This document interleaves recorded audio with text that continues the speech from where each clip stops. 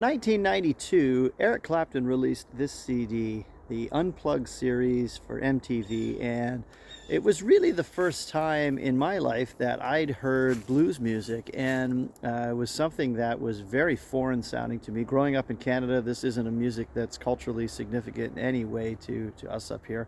There is not a lot of radio play for this music at that time, and certainly nothing on MTV or what we had in Canada, much music. There was no blues music being played, so this was a style of music I think I was aware of, but when I'm 13, 14 years old, it's not something I'm listening to or know much about. And there's a track on this CD called Nobody Knows You When You're Down and Out, and I just remember being really interested in that song and trying to figure out, did he write this song? Where does it come from? The odd thing is, there are no liner notes in the CD that credit any of the songwriting or anything else. So this took a little while to figure out, certainly in the pre-internet days as well. This was a song that I just was not that familiar with who wrote it, or maybe he did.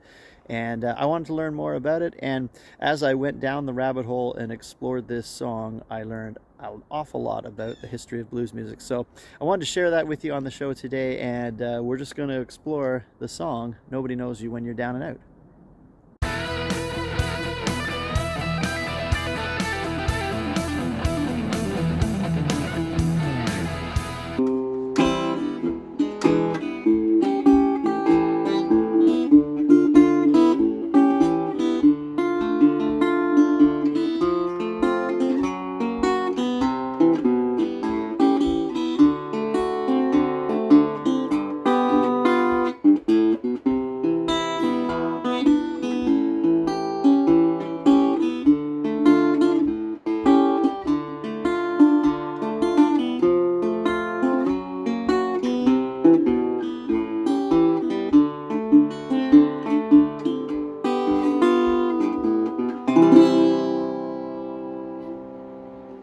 We can trace the origins of this song back to 1923, and a fellow by the name of Jimmy Cox first wrote this song, and it was written about the economic depression in the United States that happened post World War I in the early 1920s.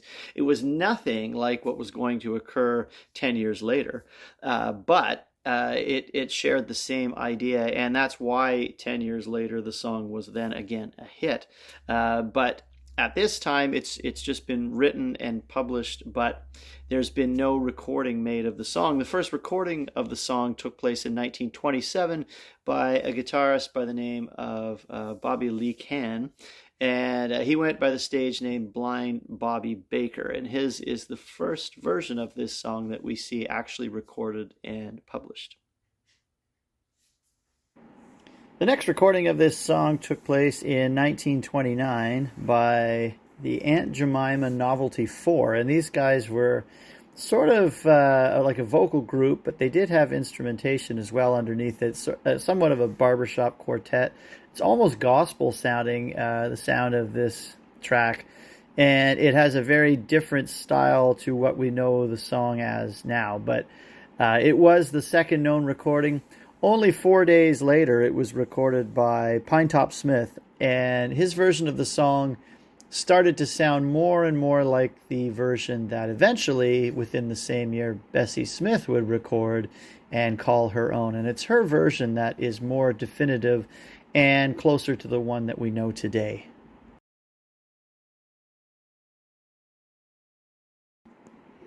Bessie Smith, the woman who became the Empress of the Blues, had a humble birth and upbringing, and a sad one. She was one of 7 children born to a part-time Baptist preacher and his wife, but both her parents were dead by the time Bessie was 9 years old. Bessie and her brother Andrew were then already singing on the streets of Chattanooga for spare change. Meanwhile, her brother Clarence joined a traveling vaudeville show as a comedian and dancer. Eventually, Bessie Smith would join her brother Clarence and would work as a dancer, and eventually rose through the ranks to become a featured singer. And the established star of the company was none other than Ma Rainey, who's one of the most important blues singers of this era, and she would teach Bessie Smith the ways of the stage and how to sing. And eventually it was arranged for Bessie to audition for OK Records. She did not get that job and was rejected by OK. and later would sign with Columbia Records. And after a successful first release with them, with a song called "Tain't Nobody's Business If I Do," she would go on to record another 150 songs with Columbia, making her one of the most prolific artists of the period. I'll be doing a full episode on Bessie Smith coming up, but she was much more than a blues singer. She became an icon for her race and for what women could do in entertainment. And it was her version in 1929 of "Nobody Knows You When You're Down and Out" that became the definitive early version of this track. Bessie Smith honed her career on the vaudeville stage, singing in theaters with no microphones, and her 6-foot, 200-pound stature didn't hurt either, where she could really belt out notes and sing with a lot of clarity and confidence amongst a lot of other musicians playing at the same time. And these early recordings will emphasize just the timbre that these women had in their voices. Ma Rainey is another example of somebody who's just a fantastic early blues singer, and these women were really important pioneers in the development of the genre. Bessie Smith's rendition of "Nobody Knows When You're Down and Out" was such a definitive version that many others chose not to do the song after her for quite a while, and it wasn't until approaching World War II that we start to see other various covers of the song starting to turn up, most notably none other than Leadbelly. As years go by, the song is picked up by Louis Jordan in 1954. 1962, we see Odetta doing this song on the Vanguard label. 1964, Sam Cooke did this song. And believe it or not, in 1965, Barbra Streisand recorded this song. In 1968, though, on the album Dock of the Bay by Otis Redding, if we look at the back on side 2, we have another definitive recording of this song, and this is the one that really starts to bring the song back into popularity again. So the next recording of this track after Otis Redding's great rendition of it took place on the 1970 record Layla and Assorted Love Songs by Derek and the Dominoes, and this of course is Eric Clapton's band, and one of the reasons that it shows up on his Unplugged album. And he did, after this recording was made, he did do that song acoustically on tour in the 80s, off and on, and it showed up again and again in his set list sort of after this recording was made. So it was a song that was beginning to be used regularly by Clapton at that point. Of course, Derek and the Dominoes featuring Duane Allman as well. And there's some great blues covers on this one, including Keys to the Highway, which is a Big Bill Broonzy tune. So it's a pretty cool version of the song. It's interesting to listen to, and it's just a different interpretation of a song that we've now seen has covered a lot of ground. After Derek and the Dominoes did this song, it was also covered by Tim Hardin. Rod Stewart did this song. B.B. King has done this song. It's just a tune that seems to show up every once in a while, and certainly Eric Clapton's version on the Unplugged album was very memorable. And it's now a 100-year-old song with a long legacy of many different talented musicians making their own interpretations of the song.